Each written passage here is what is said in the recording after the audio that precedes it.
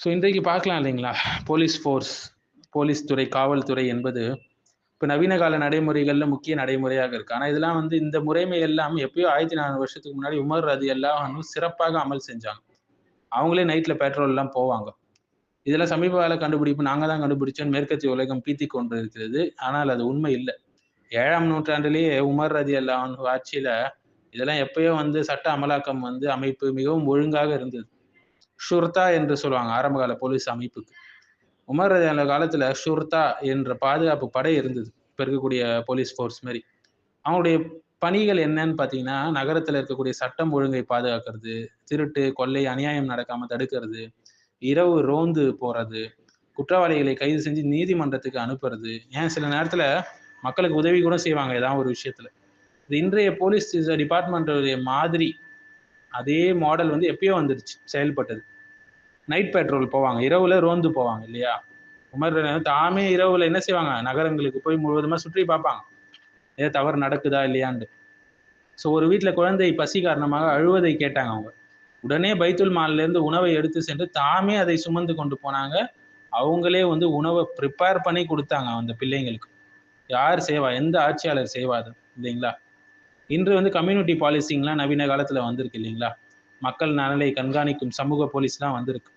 ஆனா இன்றைய தலைவர்கள் இதை நேரடியாக செய்ய மாட்டாங்க, ஆள் விட்டு தான் அனுப்புவாங்க. ஆமா, உமர் ரலியல்லாஹு அன்ஹு ஒரு கலீஃபாவாக, ராஜாவாக இருந்தும் இது எல்லாம் அவங்களே செஞ்சாங்க. நைட்ல போவாங்க.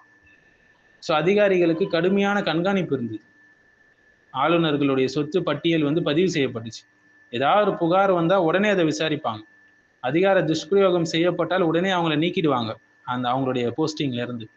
ஆனா இன்னைக்கு நவீன காலத்துல தான் விஜிலன்ஸ் டிபார்ட்மெண்ட், ஆன்டி கரப்ஷன் பீரோ இதெல்லாம் வந்திருக்கு. ஆனா உமர் ரலியல்லாஹு அன்ஹு காலத்துல இது மிகவும் கடுமையாக இருந்தது. சட்டத்துக்கு முன்னாடி எல்லாமே சமத்துவம் தான். ஒரு ஆளுநருடைய மகன் ஒரு சாதாரண குடிமகனை அடித்தான், இதற்கு உமர் ரலியல்லாஹு அன்ஹு என்ன செஞ்சாங்க?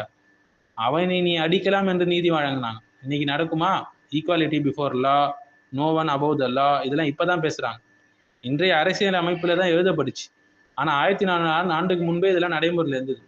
அடுத்தது மார்க்கெட் ரெகுலேஷன், சந்தை கண்காணிப்பு இருந்தது. விலை மோசடி தடை இருந்தது. அளவு எடை வந்து சரிபார்க்கப்பட்டது. நுகர்வோருடைய பாதுகாப்பு உரிமைகள் கொடுக்கப்பட்டது. ஆனா நவீன காலத்துல தான் இந்த consumer protection act, food safety department போன்ற அமைப்புகள்லாம் வந்தது. அடுத்தது பிரிசன் சிஸ்டம், சிறை நிர்வாகம். முதல் முறையாக உமர் ரலியல்லாஹு காலத்துல தனி சிறைக்கு கட்டிடம் எழுப்பினாங்க. கைதிகளுக்கு உணவு அளிச்சாங்க, தண்ணீர் வழங்கினாங்க. ஆனா நவீன காலத்துல தான் பிரிசன் ரிஃபார்ம்ஸ் வந்தது. ஹியூமன் ரைட்ஸ் கஸ்டடி வந்தது. அடுத்தது மனித உரிமைகள், விலங்குடைய உரிமைகள் எல்லாம் பாதுகாக்கப்பட்டுச்சு. கைதிகளை அடிக்க தடை தேவையில்லாம, விலங்குகளுக்கு அநியாயம் செஞ்சா தண்டனை இருந்தது. ஆனா இன்னைக்கு தான் நவீன காலத்துல human rights commission, animal welfare laws போன்ற அமைப்புகளுக்கு நாங்க தான் இதெல்லாம் கண்டுபிடிச்சோம்னு பேத்திக்கிறாங்க. இதெல்லாம் எப்பயோ வந்துருச்சுங்க.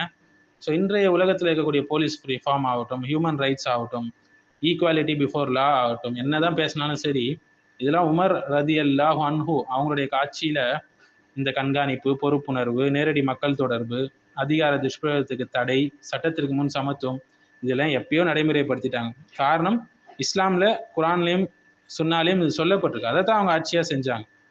அதனால தான் அவங்களுடைய ஆட்சி சிறந்த நீதமான ஆட்சின்னு மகாத்மா காந்தியே புகழ்ந்து இருக்கிறாங்க இல்லைங்களா?